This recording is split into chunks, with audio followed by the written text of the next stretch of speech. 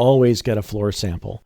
Get a sample of the floor you want to buy and take it into that bedroom, bathroom, or kitchen and make sure that the color looks right to you in your room.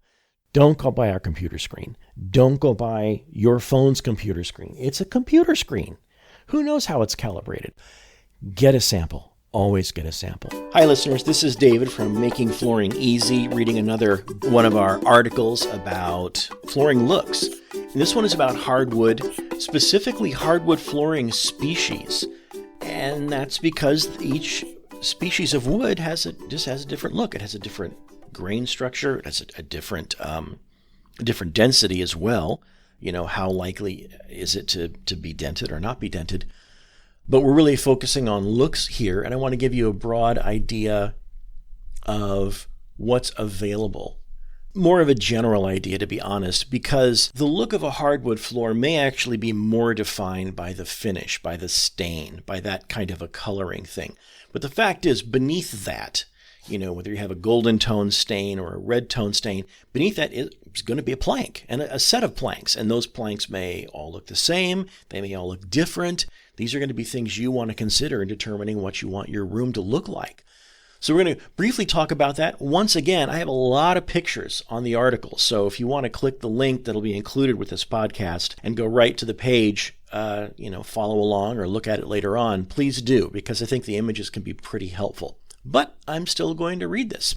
Now, as you listen, I'm going to refer to something called a Janka rating. That's a scale that's developed for testing the density of various hardwood flooring species. You know, how heavy are they going to be? How soft are they going to be? How likely or unlikely to dent are they going to be? We'll go over the Janka rating probably in some detail later on in the podcast. It just happens to be part of this particular article, and of course I have links so that people can click and go to a thing explaining Janka ratings, which you can't do when you listen to an article. So please bear with us. Just know a lower number means softer wood, a higher number means harder wood. The center is somewhere around 1290, so I'm going to be throwing numbers out. We think 1280 or 1290 is just about dead center. So anything lower than that number is a softer wood. Anything higher than that number is a harder wood. That's basically all you need to know today. Hardwood flooring species. Our products change month to month, but we'll briefly go over some of the species we often carry. We'll sort them from softest to hardest, since that's such a determining factor, but we also will exemplify some of the other qualities you might want to consider. Softer options. Pine. Janka rating 650. Can also range from 690 to 870 depending on the specific species of pine. This is one of the most common sources of hardwood in North America. Pine is characterized by an uneven texture with a closed grain and prominent, distinctive, frequently changing patterns, making the plank looks vary widely from each other. The difference between open and closed grain has primarily to do with human eyesight. If the pores in the wood are able to be easily seen, the grain structure is called open grain. These woods appear to be pretty coarse. Pores too small to see with the naked eye deem a wood to have closed grain and tend to render a smooth surface. True teak or Burmese teak, Janka hardness 1000 to 1155. Teak originated from Indonesia in southern Asia.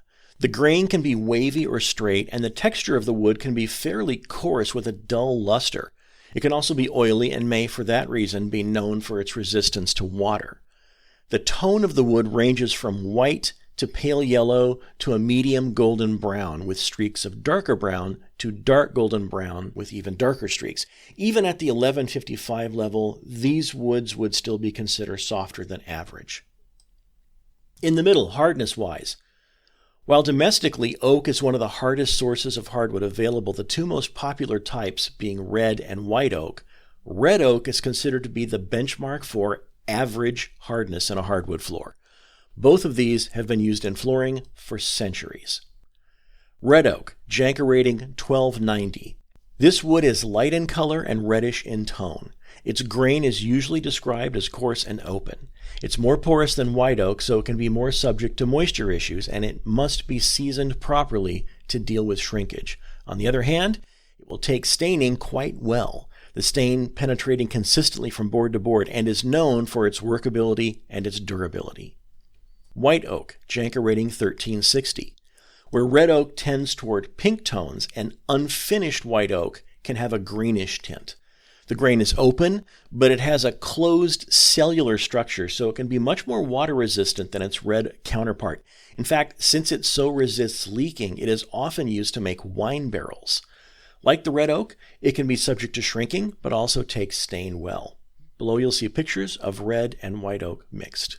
And then I have two photos. Ash, Janker rating 1320. Another North American species, the penguin of the olive family, it produces no olives. White ash ranges from creamy white to dark brown in color, with a dominant grain pattern, open and straight with an occasional burl. Ash can withstand traffic and tends to be one of the longer-lasting floors. It is a tough, strong wood. Maple, Janker rating 1450. Another domestic wood, maple, ranges from almost white to light and rich reddish browns. Different parts of the maple tree can have widely different colors. It has a subdued, closed, uniform grain with rare occurrences of what is called medium figuring. That's when the grain forms a recognizable pattern. In maple, the figuring is described as bird's eye, curly, fiddleback, and quilted. Boards with these features are often pulled out of the lot and sold at a premium. The additional hardness gives maple flooring extra difficulty in staining over oaks, but it can sustain a very high gloss finish.